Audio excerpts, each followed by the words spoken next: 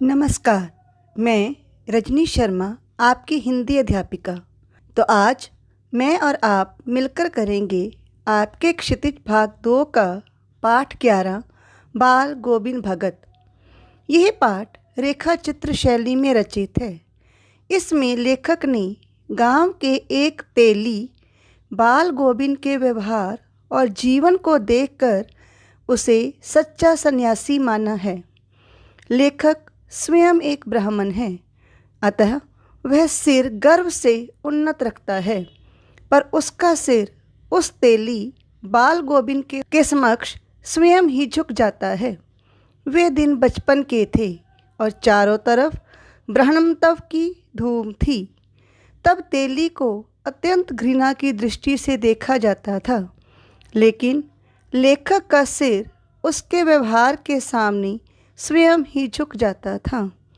बाल गोविंद भगत मंझोले कद के गोरे चिट्टे आदमी थे। उम्र 60 वर्ष से ऊपर थी। बाल पक गए थे।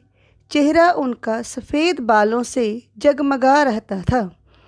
कमर में लंगोटी बांधे रहते थे और सिर पर कबीर पंथियों जैसी कनपटी टोपी पहनते थे। सर्दियों में काला कंबल ओढ़ लेते।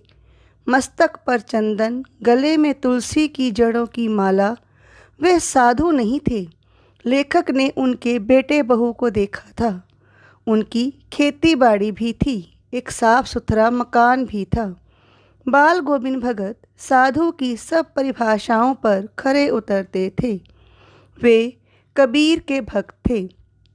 उन्हीं के गीतों को गाते थे। कभी झूठ नहीं बोलते थे और अपना व्यवहार खरा रखते थे। वे बिना पूछे किसी से कोई चीज़ नहीं लेते थे।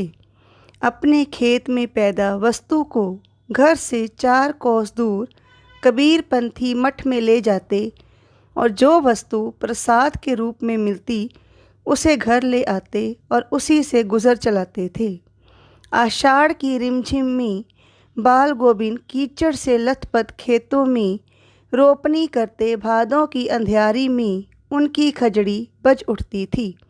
सारा संसार सोता, पर बाल गोविंद भगत का संगीत जागता रहता। कार्तिक मास के आते आते उनकी प्रभात फेरियां शुरू हो जाती। तब वे सवेरे उठकर नदी स्नान को जाते और लौटकर खंजड़ी लेकर गाने लगते। गर्मी की सांझ उमस भरी होती थी। तब भी गांव के कुछ प्रेमी उनके यहाँ जुट ही जाते थे। धीरे धीरे उनका मन तन पर हावी होने लगता। बाल गोविंद भगत नाचने लगते और सारा आंगन नृत्य संगीत से ओत प्रोत हो जाता। बाल गोविंद के संगीत का उत्कर्ष तब देखने को मिला जब उनका इकलौता बेटा मर गया। वह कुछ सुस्त और कमज़ोर सा था। बाल गोविंद भगत उस पर कुछ विशेष प्रेम रखते थे। बड़े प्रेम से उसकी शादी करवाई। पतोहू भी बड़ी सुशील मिली। एक दिन बाल गोविंद भगत का बेटा मर गया। लेखक ने घर जाकर देखा कि बेटे को आंगन में एक चटाई पर लटाकर एक सफ़ेद कपड़े से ढाक रखा है। उस पर कुछ फूल बिखरे हुए थे। बाल गोविंद भगत जमीन पर ही आसन जमाए गीत गा रहे थे। पतोहू रो रही थी। बाल गोविंद भगत पतोहू से रोने के बदले उत्सव मनाने को कहते हैं। उनका कहना था, आत्मा परमात्मा के पास चली गई, भला इससे बढ़कर आनंद की और क्या बात हो सकती है। इस कथन में उनका चरम विश्वास बोल रहा था। बेटे की चिता को अग्नि पतोहू से दिलवाई। श्राद्ध की अवधि पूरी होने पर पतोहू के भाई को बुलाकर उसे उसके पुनर्विवाह का आदेश दे दिया। पर पतोहू तो ससुर की सेवा करने पर तुली थी।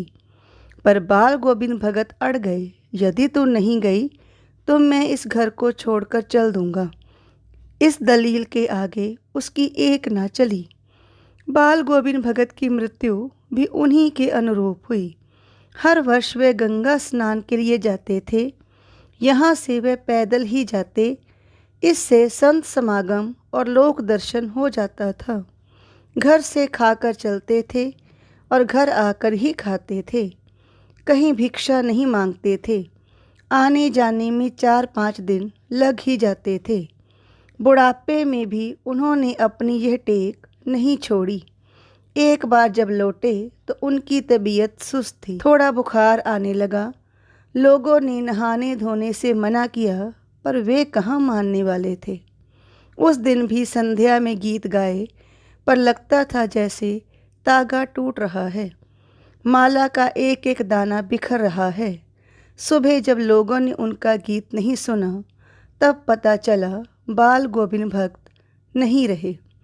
तो ये था इस पाठ का सार।